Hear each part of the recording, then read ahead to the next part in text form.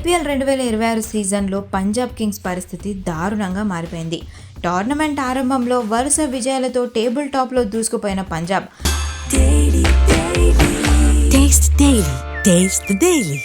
ఆ తరువాత వరుస ఓటములను ఎదుర్కొంది.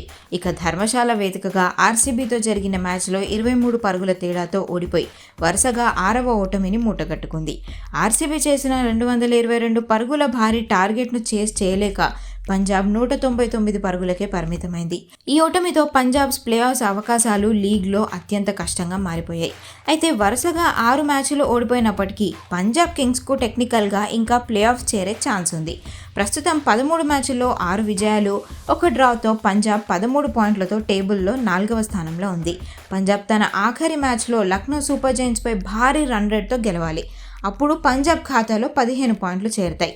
అదే సమయంలో మిగతా టీమ్స్ ఫలితాలు పంజాబ్కు అనుకూలంగా రావాలి.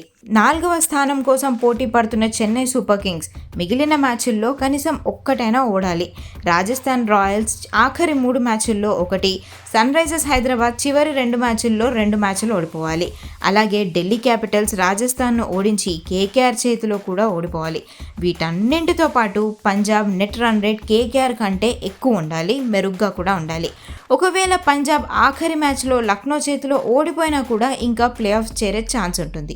కానీ ఇప్పుడు సిఎస్కే, రాజస్థాన్ మిగిలిన అన్ని మ్యాచ్ల్లో ఓడిపోతేనే.